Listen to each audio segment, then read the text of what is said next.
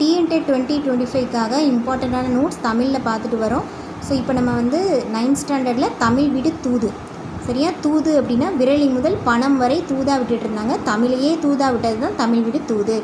சீர்பெற்ற செல்வம் தலைப்புக்கு கீழே இந்த பாட்டு இருக்குது. தித்தைக்கும் தெல்லமதாய் தெல்லமிதுக்கும் மேலான முத்திக்கனியே முத்தமிழே 3 இருந்ததுன்னா 3 தடவை தூது விடுறாங்க. ஸோ தமிழ் விடு தூது. புத்திக்குள் குரம் என்னும் பல்லு சிற்றிலக்கிய வகை. ஸோ சிந்தாமணியாக இருந்தது அப்படின்னு சொல்லிட்டு தமிழை பாடியிருப்பாங்க. 3 என்னென்ன துறை? தாளிசை விருத்தம். திறமெல்லாம் சிறப்பெல்லாம் 3 குணம் வந்து சத்துவம் ராசசம் தாமசம். சத்துவம்னா அமைதி மேன்மை, ராசசம்னா போர், தாமசம்னா சோம்பல்.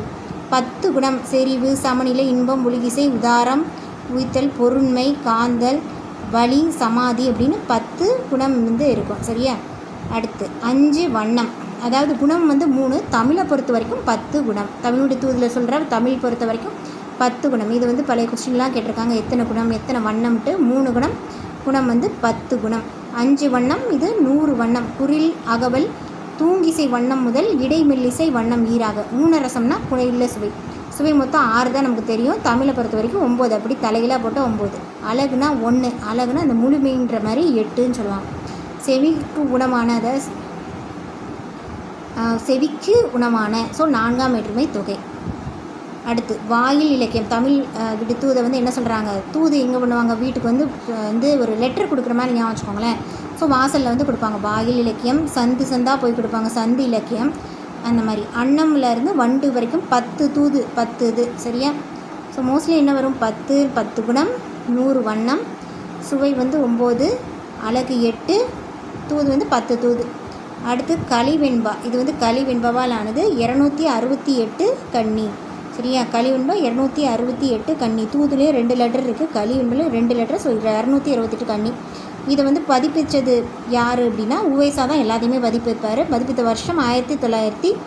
1930 வருஷம் முக்கியம். 30 பதிப்பிக்கிறாரு. ஆசிரியர் பெயர் தெரியவில்லை. ஸோ இதில் வந்து முத்திக்கனியே 3 வந்து தமிழ் விடு தூது விடுறாங்களே, அதனால் 30வது வருஷம் ஞாபகம் வச்சுக்கோங்க. அடுத்து வந்து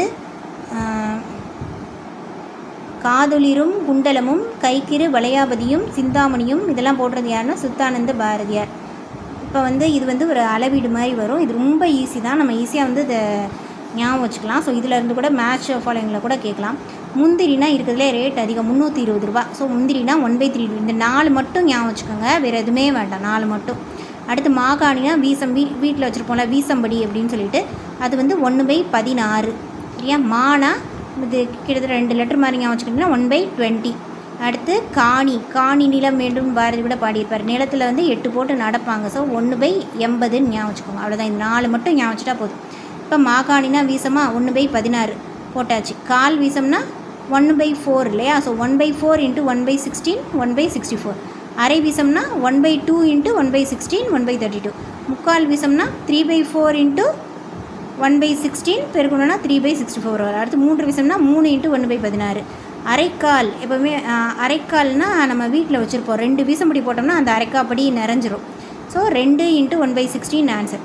அடுத்து 1 மா 1/20, 2 மா அது 2ஆல் பெருக்குங்க, 3 மா 3ஆல், 4 மா 4ஆல் பெருக்குங்க, அரை மானா 1/2 × 1/20 பெருக்குங்க, 1/40, அவ்வளோதான்.